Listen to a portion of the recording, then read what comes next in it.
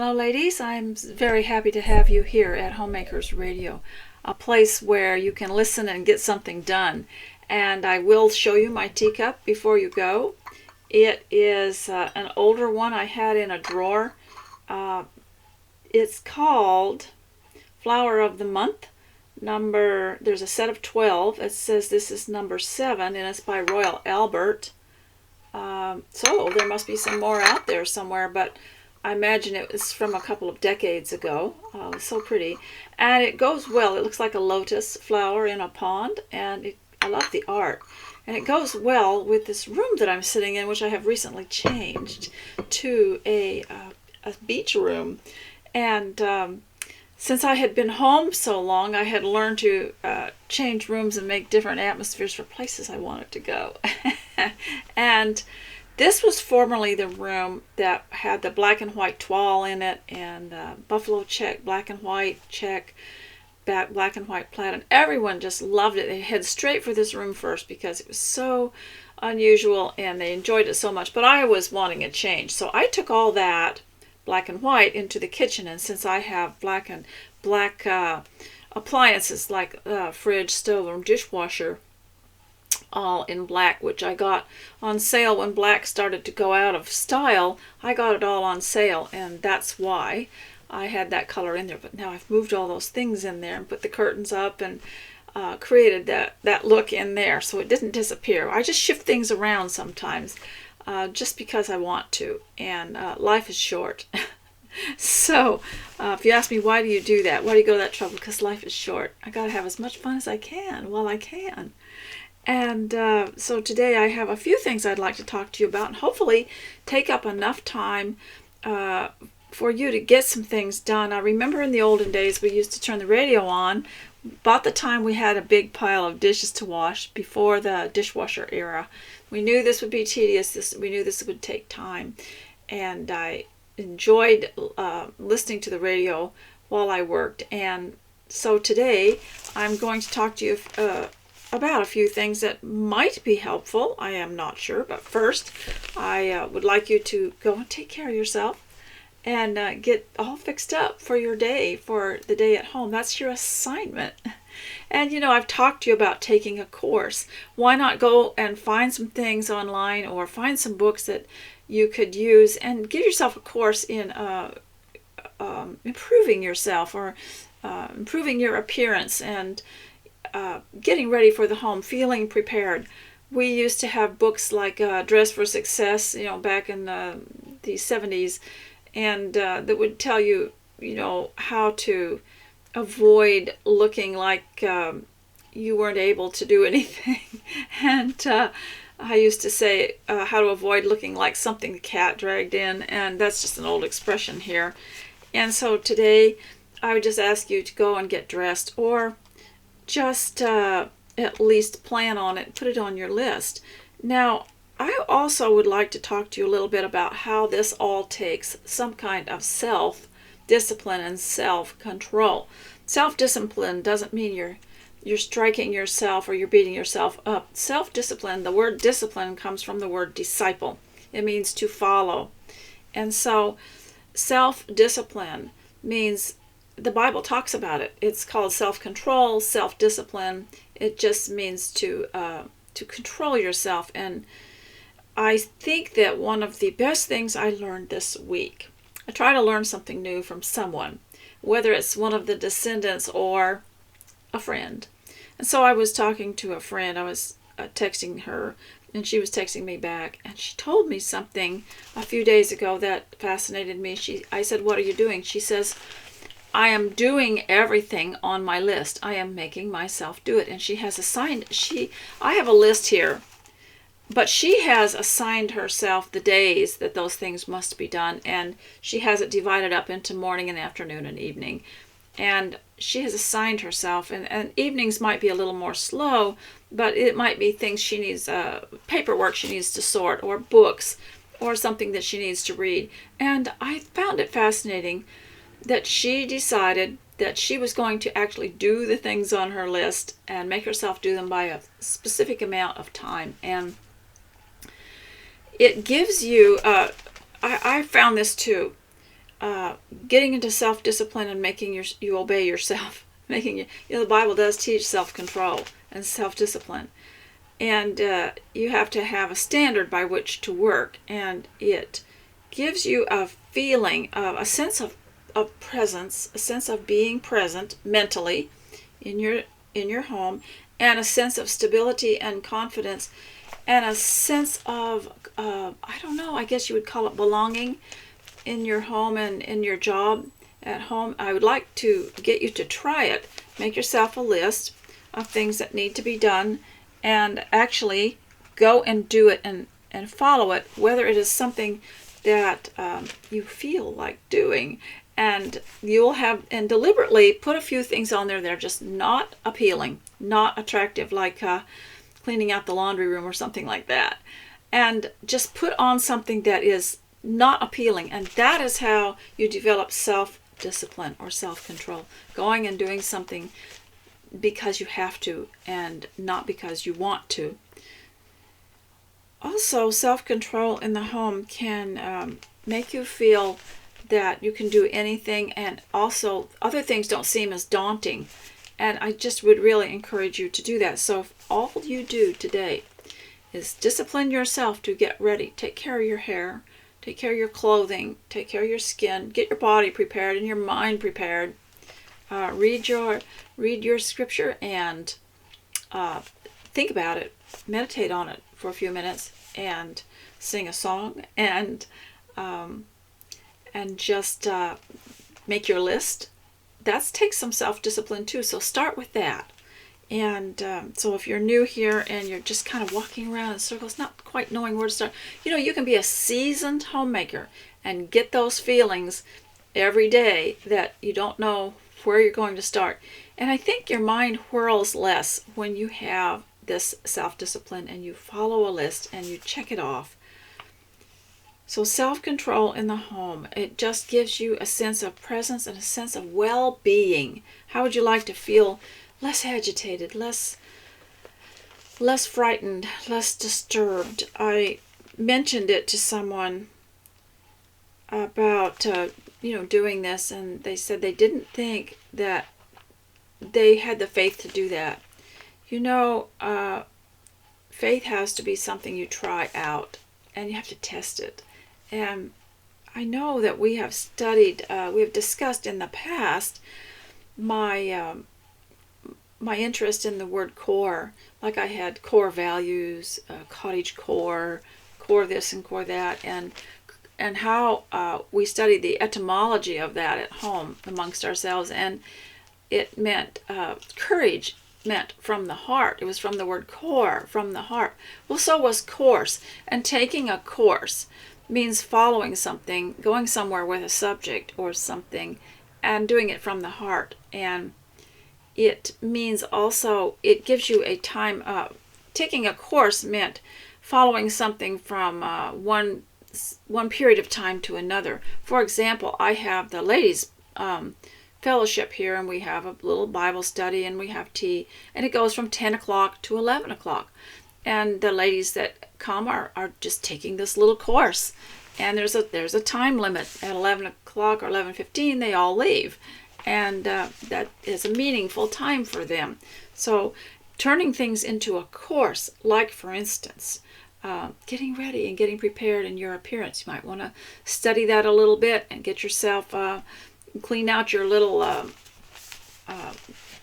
box that has your comb and your brush and your toothbrush in it, and your little case that has all the things in it that you use. Cleaning that out and getting all your things ready. It's part of it. It's part of the self-discipline and the self-control.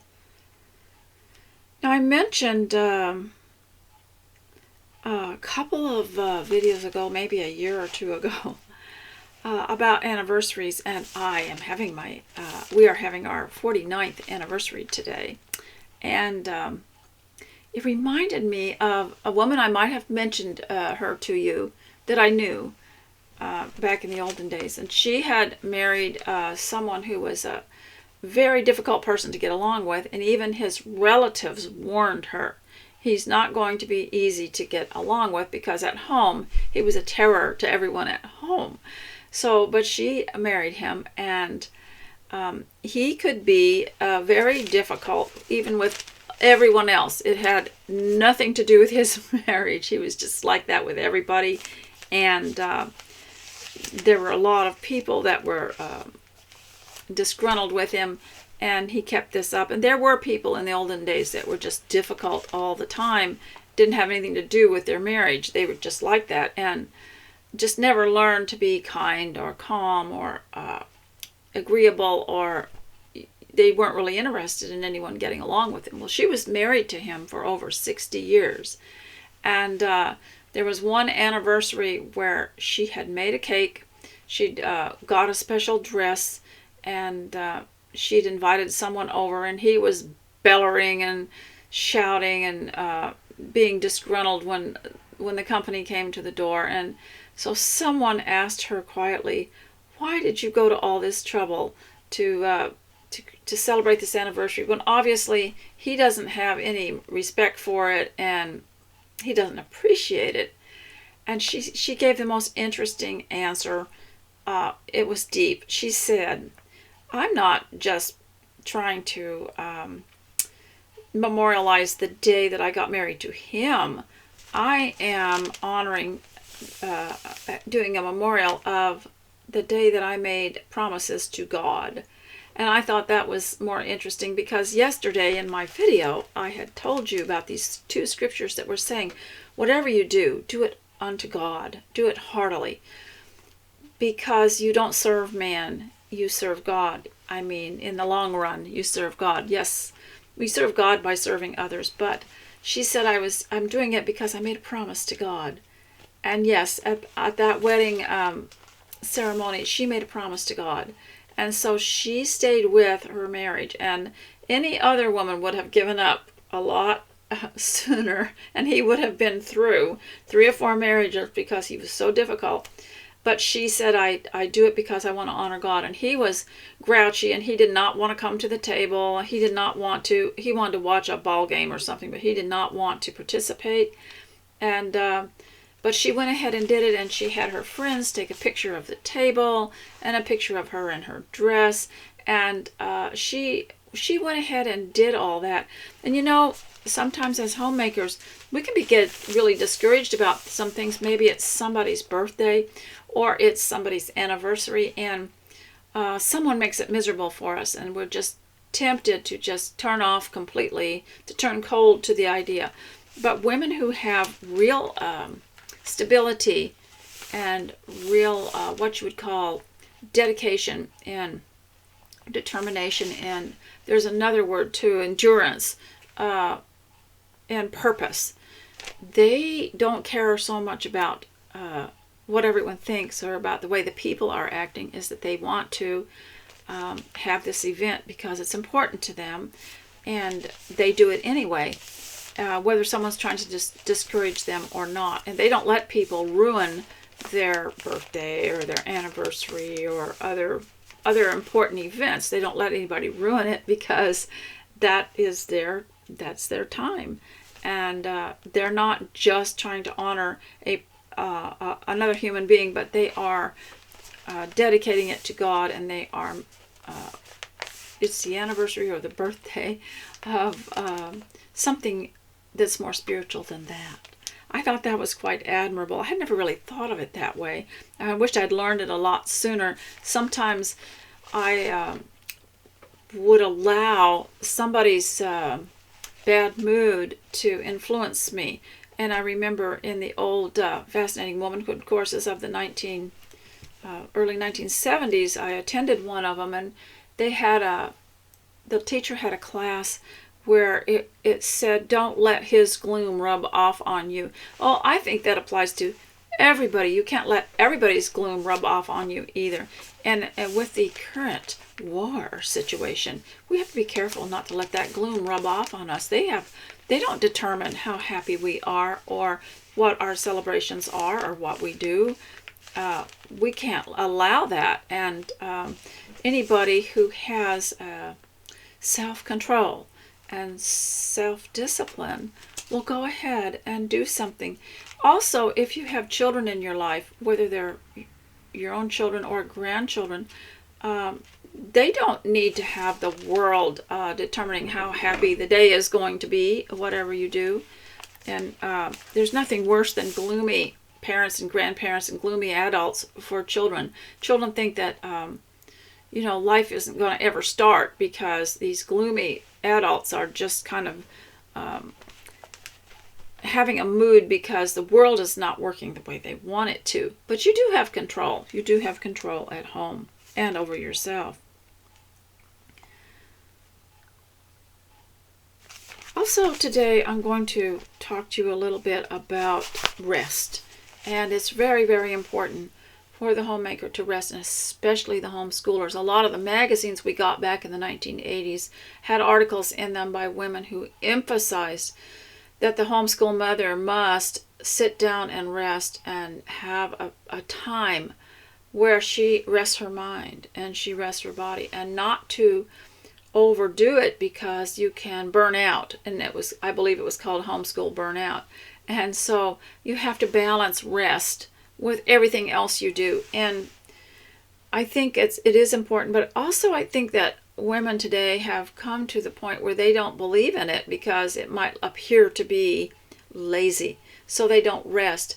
But their bodies and their minds are very, very important because they're like the captain of the army. They have to keep everybody encouraged, and they have to keep everybody purposeful. So you do need rest, and sometimes I think that you can eliminate a lot of things that you're doing that are robbing you of your rest, that don't have anything to do with your home, that don't have anything to do with making life good at home, that don't have anything to do with your health or your countenance. And I think that's so important. That rest, the Bible, there's even a scripture, I believe it's in Psalm, He giveth His beloved rest, or sleep. He giveth His beloved sleep. Now, somebody told me recently that when she'd had a problem falling asleep, she avoids getting up and doing things and being busy because she says at least she is resting. At least, she's not working, she's not doing anything, and that is helpful too. So don't give up if you can't sleep. And she says she just lays there, of course, because she wants to rest. Now, a course, I mentioned a course to you, and I'm kind of on this course thing because I find it fun to do something. And a course is something that tells you what to do. When we used to sign up for an art course, we used to sign up for some kind of a sewing class, we enjoyed it because somebody was going to give us assignments and limit us and tell us what to do and give us a certain time limit on everything and make us do this course, whatever course you took. Maybe you took a course in a language. We enjoyed that because someone was telling us what to do. Well, with yourself and your new self-discipline and self-control that you're learning, you can give yourself a course in something you want to do, whether it's something that you've seen in a book that you want to learn, or whether it's one of these lists that you want to follow, and it's someone telling you what to do, only it's you, and you learn to be your own boss, and you learn to obey yourself. And that's quite an experience, isn't it? And we learn to let go of the dependence we have on the world, on other people, on wanting to find a mentor. You might as well give up on finding a good mentor and become your own mentor. Be the woman that you always wanted to follow. That is good, isn't it? You can do that. And don't be disgruntled with people at church because they're not being the older woman that you always dreamed of looking up to. And you just be that, okay? No matter how old you are. And today, I didn't know quite what I should read to you, but I wanted to read to you about faith. So I've chosen Hebrews chapter 11 because my father read this to us once when our family had made a big move in our life, and he wanted to teach us that things would get better And people today look around, especially during the war, and they say, nothing's going to change and there's no news here.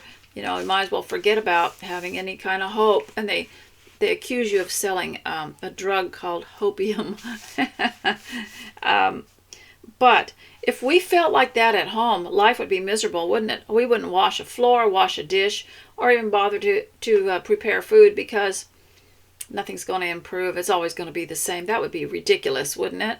But yet people feel like that in other areas of life. But at home, if we adopted that silly attitude, we won't even bother to bathe or get dressed or in something, something clean, because, what's the use? You're just selling hopium. That's ridiculous. You get your little ones up in the morning and they have their bath and they put on fresh clothes and they already feel good about themselves. And that's enough, you can do that for yourself too. You already feel good about life, don't you? And God doesn't want us to go around feeling bad about the life that He has given us. And so that's just a ridiculous attitude, and some religious people are like that too. So I'm going to read you the famous faith chapter and see if you can glean something out of it. And what it's saying is that there were many people in the Old Bible, the Old Testament, that had faith, even though they never saw the culmination of their faith. They never saw the Messiah come. They never saw the new law come into effect. They never saw the era of Christianity. They never saw it, but they knew that it was coming. And even the prophets were asked, when will the time of Messiah be? And but they didn't lose faith just because He wasn't going to be there just during their lifetime. And there's a lot of things that I never got to experience or see. I was extremely disappointed growing up on some things. I wanted all my family to, do this certain thing, and it never worked out. Or maybe I'll go into business together. So all these idealistic things that I wanted. And then raising my own children didn't quite make it to some of the goals that I wanted. But now I'm starting to see some things. I'm starting to see some things that my descendants are doing, my children and my grandchildren. Just took a while. And sometimes you have to set up a foundation for it. You have to set up a base for it. You have to set up a belief.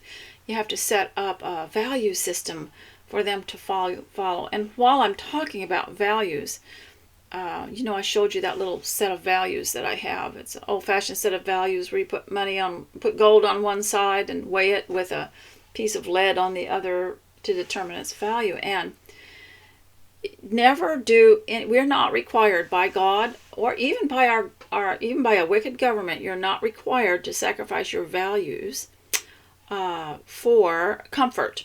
You're not required to give up your values for because of fear. And you're not required to give up your values because of your dependence on something. You're really not. And I was listening to a nurse today on YouTube. Her name, and someone sent me this link, and I can't believe I'd never heard her before, but she was called Patriot Nurse.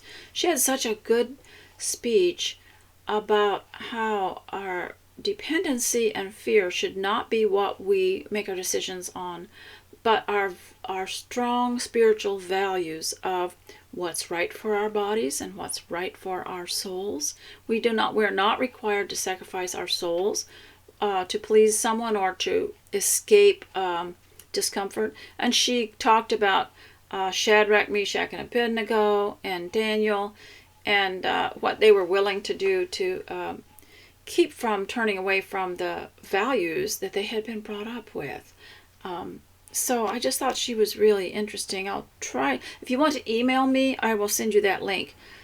So now I want to read you this famous faith chapter that had such an effect on me as a teenager when my father read it to us one day when we were all still at home.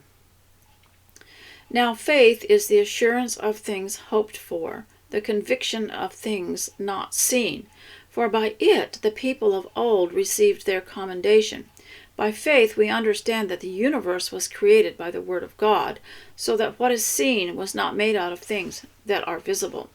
By faith Abel offered to God a more acceptable sacrifice than Cain, through which he was commended as righteous, God commending him by accepting his gifts. And through his faith, though he died, he still speaks. Now see, that's really interesting. Though our grandparents are passed away, their faith and their life still speaks, doesn't it? The way they lived still speaks. The experience that they had still speaks, right?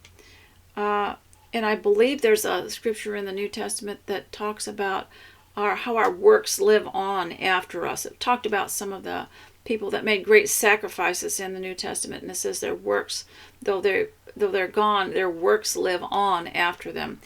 And this is what we're doing as homemakers. We are leaving things, maybe written things, or maybe habits, or maybe our beliefs. Maybe we pass on our beliefs, our art, our lives, the memories people have of us. It's like our works live on after us. Think about that before you make drastic decisions to change everything suddenly. By faith, Enoch was taken up so that he should not see death, and he was not found, because God had taken him. Now before he was taken, he was commended as having pleased God. And without faith it is impossible to please him. For whoever would draw near to God must believe that he exists, and that he rewards those who seek him. If you want a verse to ponder on, use this as a handwriting verse first and a spelling second. It's verse 6 of chapter 11 of Hebrews. I'll read it to you again. See if you can decipher this. And without faith it is impossible to please him. For whoever would draw near to God must believe that he exists, and that he rewards those who diligently seek him. By faith Noah, being warned by God concerning events as yet unseen, in reverent fear constructed an ark for the saving of his household. By this he condemned the world, and he became an heir of the righteousness that comes by faith. I was fascinated with this, with Noah, because here we were in the early 1980s, homeschoolers, and we were the only ones at the time. I mean, it increased as time went by, but I thought of Noah. Of all the big population of the earth at the time, only he and his family got on that ark. And I thought that was so commendable, because his faith didn't say, oh, what about all these other people? They're not getting on the ark too. We must be conspiracy theorists.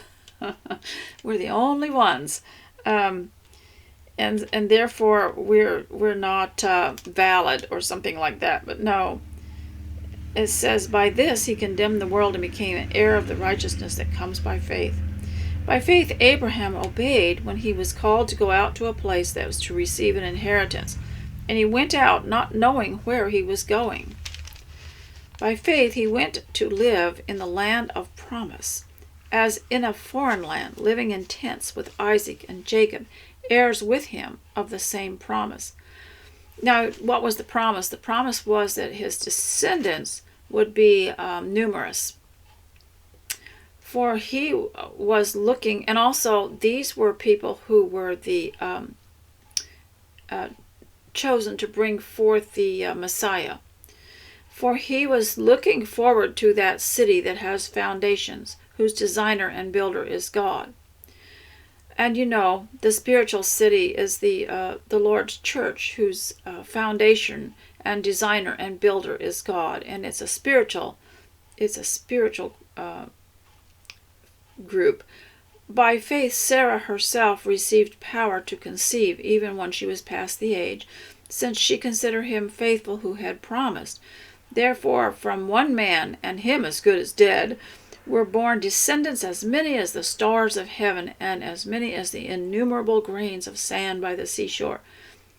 I just remember that scene, of God taking Abraham and showing him the stars. And these all died in faith, not having received the things promised, But having seen them and greeted them from afar, and having acknowledged that they were strangers and exiles on the earth. For people who speak thus make it clear that they are seeking a homeland. If they had been thinking of that land from which they had gone out, they would have had the opportunity to return. But as it is, they desire a better country, that is, a heavenly one. Therefore God is not ashamed to be called their God, for he has prepared them a city.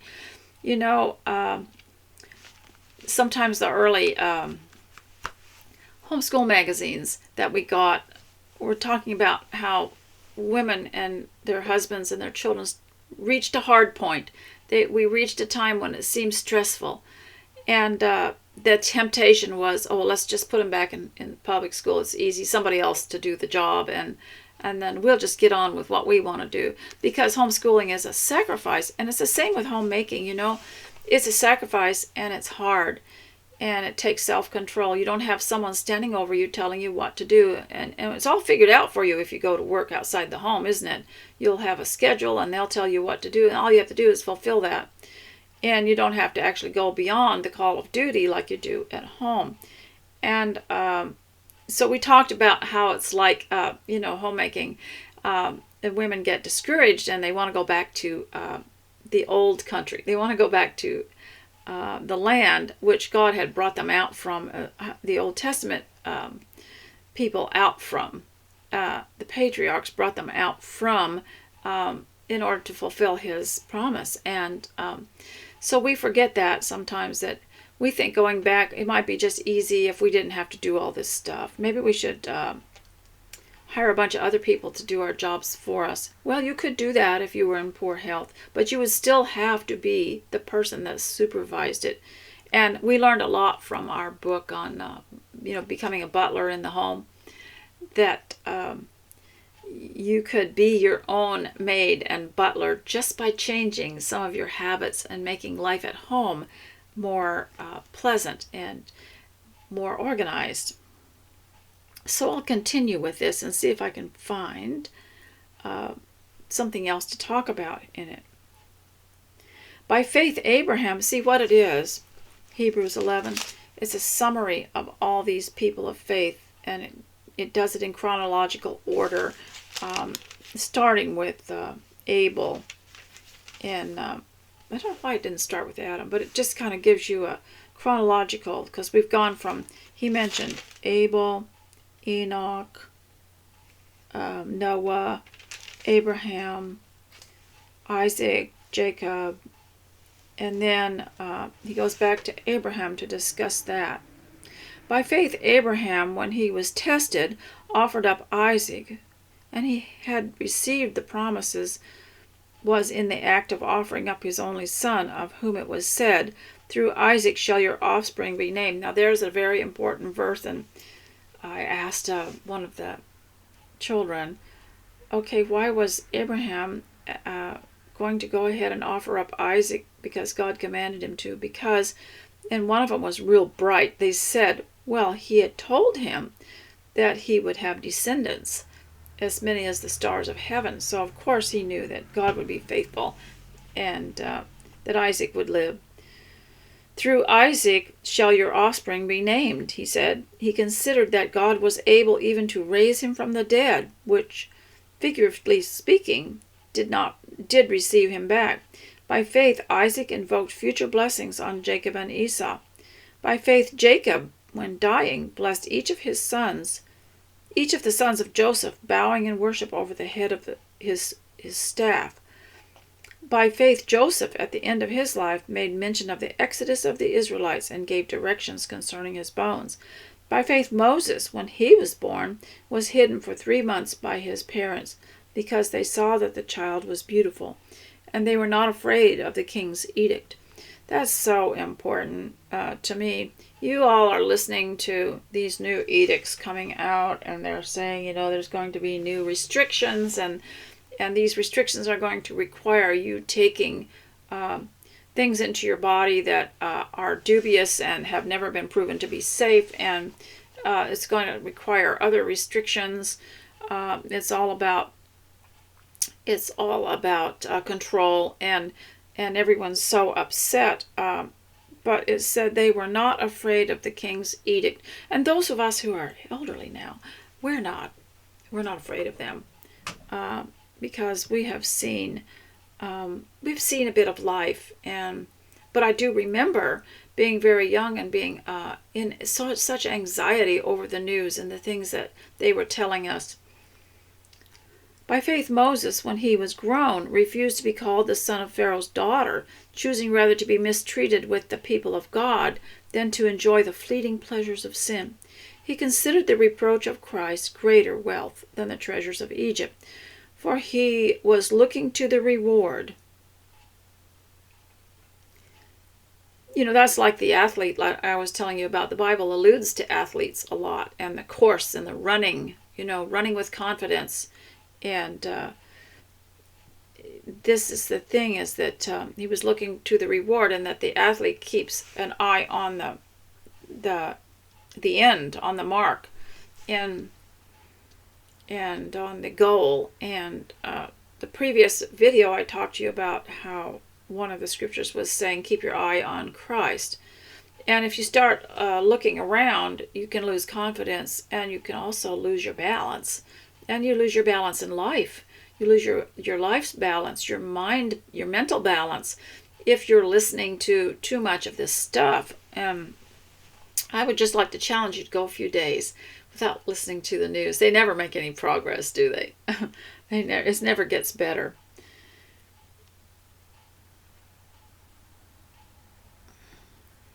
And this is talking about Moses. He considered the reproach of Christ greater wealth than the treasures of Egypt, for he was looking to a reward. By faith he left Egypt, not being afraid of the anger of the king, for he endured as seeing him who is invisible.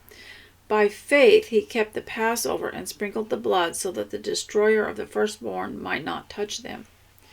By faith the people crossed the Red Sea as on dry land. This reads like beautiful prose, doesn't it? By faith Abraham, by faith Isaac, by faith Noah, by faith Moses.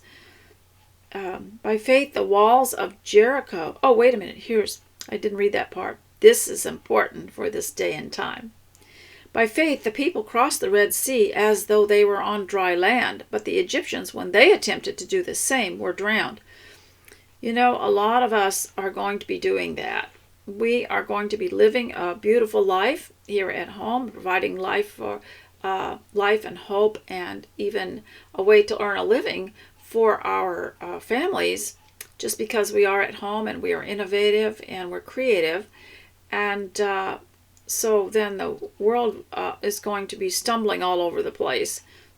They can't even keep up with their own society's laws and the system the way it's run. But when the Egyptians attempted to do the same, were drowned. By faith the walls of Jericho fell down after they had been encircled for 7 days. By faith Rahab did not perish with those who were disobedient, because she had given a friendly welcome to the spies. And what more shall I say? Now he gets into the New Testament a little bit later here. For time would fail me to tell of Gideon, Barak, Samson, Jephthah, of David and Samuel and the prophets, who through faith conquered kingdoms, enforced justice, obtained promises, stopped the mouths of lions, quenched the power of fire, escaped the edge of the sword, were made strong out of weakness, became mighty in war, put foreign armies to flight. This is interesting because of the attitudes that I'm always attempting to chastise people for, and that is, there's nothing to see here, folks. Nothing's going to change. Yeah, well, I'll believe that when I see it. And it says this is what they did with their faith. Here's what they did with their faith. Who through faith, and the prophets, who through faith conquered kingdoms, enforced justice, obtained promises, stopped the mouths of lions, quenched the power of fire, escaped the edge of the sword, were made strong out of weakness, became mighty in war, put foreign armies to flight. I've seen that in when my children were little, and I put people to flight sometimes. If they interfered with what I was trying to do with my home and my family and the protection I had for my family and for my children, I sent them packing. I sent them running, And someone said to me, I'd really like to be your friend, but you're so defensive. And I thought, well, I don't want that person anywhere near my home or near my children, but they're discouragers, would come around.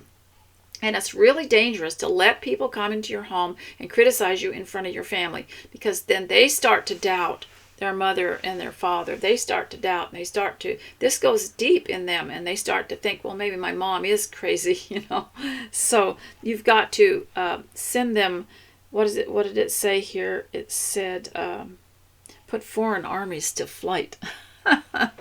That's what I like to do.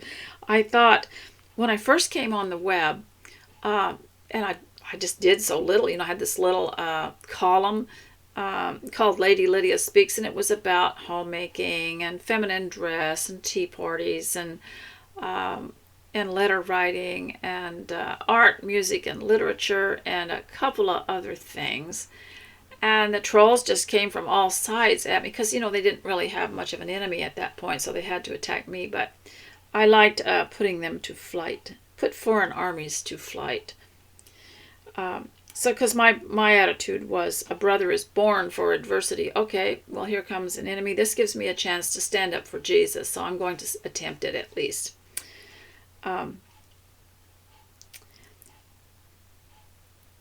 So it said, so it gives all these things that the martyrs went through.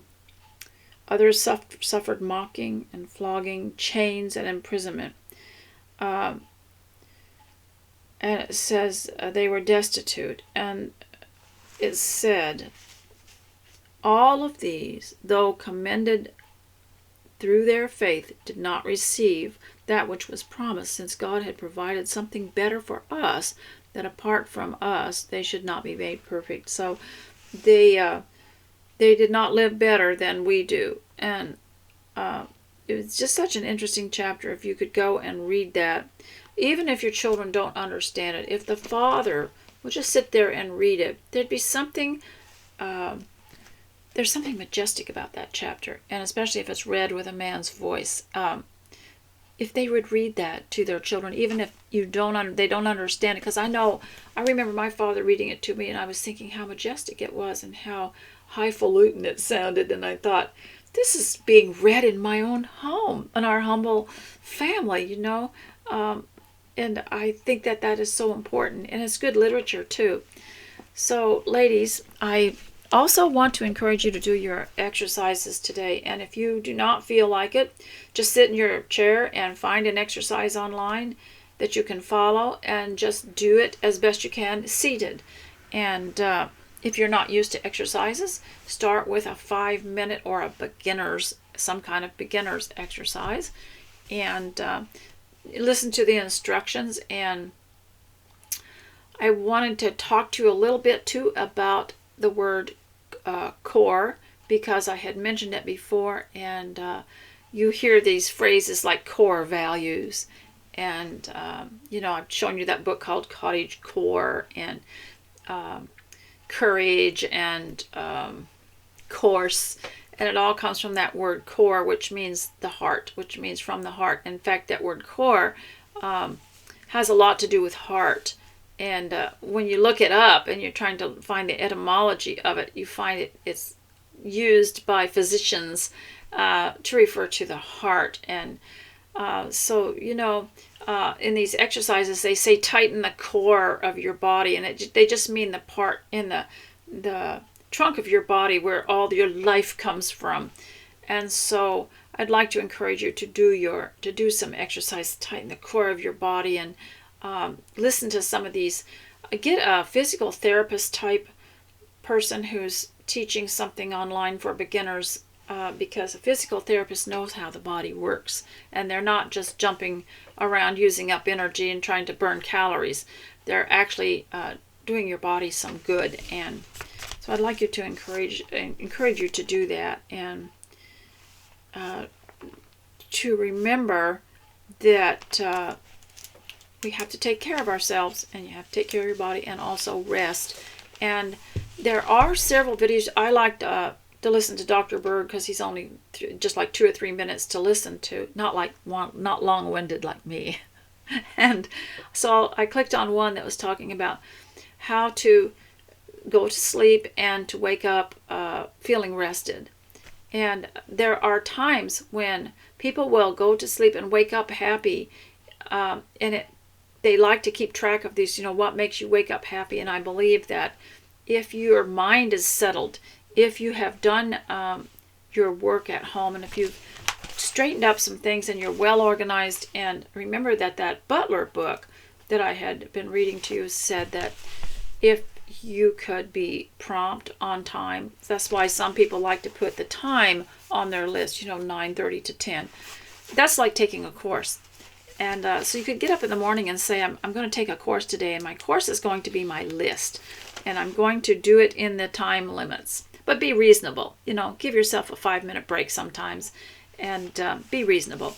And so that you will go to sleep at night and wake up feeling very rested.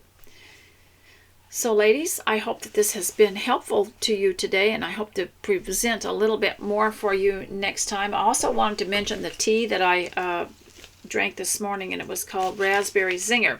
I went to the guest room, and I had put some of this in here last year, and I thought, well, maybe it's time to, put something new in there, refresh that. So I got the old one out, and I made myself a cup of it, and it not only tasted good, but it made the room smell so good, like fresh raspberries in the summer, in the heat. Have you ever picked raspberries or gone to a farm where they let you, they're called You Pick, and they let you pick, and then they weigh the box that you put them in, and when you pick them in the heat of the day, those berries smell so nice, and they're like little glasses of juice, and you can see the sun coming through them, these berries.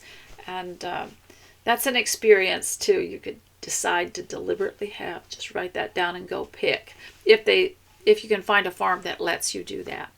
So remember Susie's composition. Her mother wisely sent her somewhere to, she didn't tell her why, but she was helping her create an experience for herself.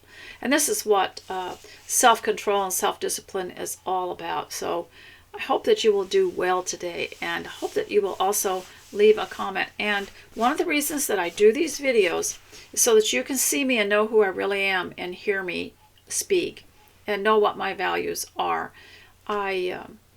Because if you run across, as usual, you're going to get your detractors. Anytime you put yourself out there on the web, or you have done any kind of work on the web, as a lot of ladies have found out, a lot of homemakers have had to quit because the attacks on them were so bad.